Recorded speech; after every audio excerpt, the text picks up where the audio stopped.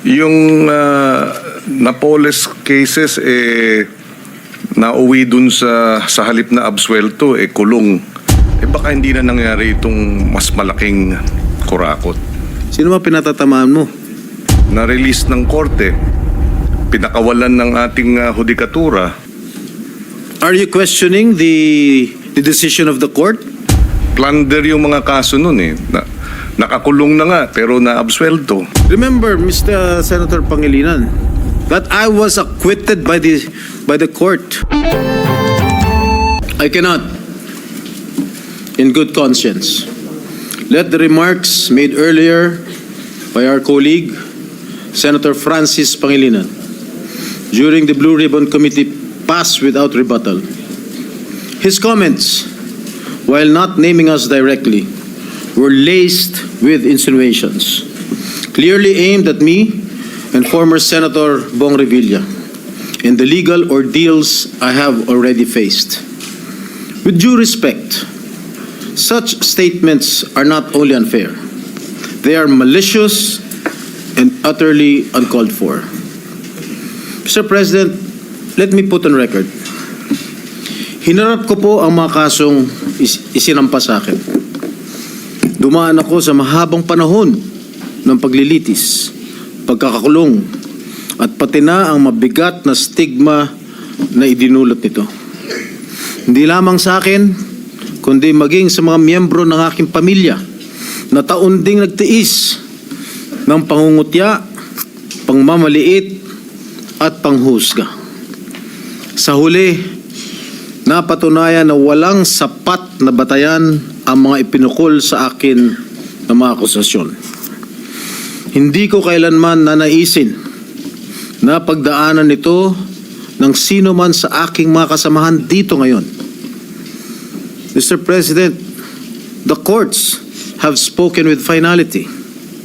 To cast doubt on these decisions is not only an insult to me personally, but a dangerous affront to the judiciary.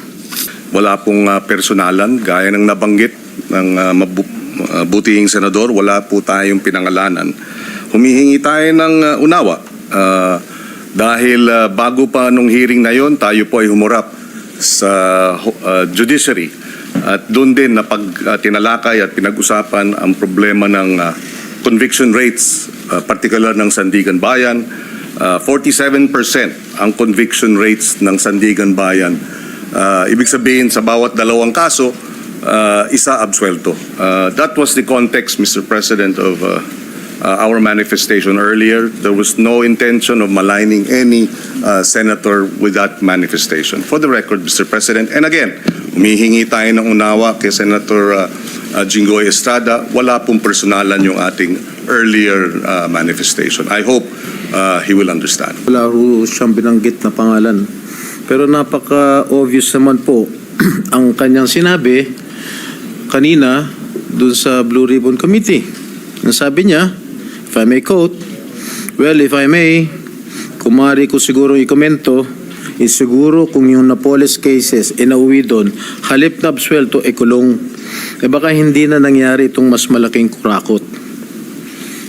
Those were the words of Senator Kiko Pangilinan. Sino ba ang pinatatamaan niya? Sino ba pinatatamaan mo? Di ba?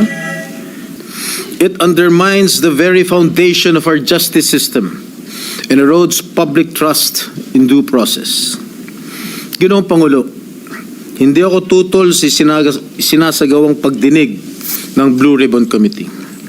Ngunit, hindi ko pahihintulutan na ang kasalukuyang issue ay gamitin upang idikit muli sa akin ang mga maling paratang at sadyang impluwensyahan ang opinyon ng publiko.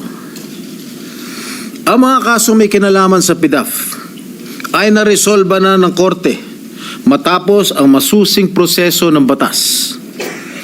To insinuate otherwise is nothing less than an attempt to rewrite history and to malign the integrity of the judicial process. I urge my colleagues to exercise prudence, fairness, and much of all, respect I too deserve to be heard and to defend myself, whether in this august chamber or before any court of law. I am more than ready to dismantle the baseless lies being peddled in the Blue Ribbon Committee, come hell or high water. And I will not allow discredited narratives to be weaponized for political grandstanding. I will not allow my honor, hard-earned and vindicated by the courts, to be sullied by careless remarks. And I hope the committee, the Blue Ribbon Committee, will expunge from the record such malicious and unwarranted remarks that serve no purpose but to malign and mislead. It's very obvious that I was being alluded to. Remember, Mr. Senator Pangilinan, that I was acquitted by the court. Are you questioning the decision of the court acquitting this representation? You're a lawyer. I'm not. You shouldn't be talking that way. You are undermining the judicial process in our country. You being a member of the bar.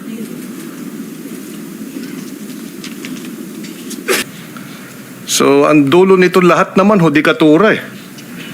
So, kung maaari, maging sinyales din sa hudikatura ng taong bayan pag nakitang mabagal ang hudikatura, baka pati sila irali ng ating mga kababayan. Well said, Senator Pangilinan. Yan ang ating Bravo Balita. Salamat sa panonood.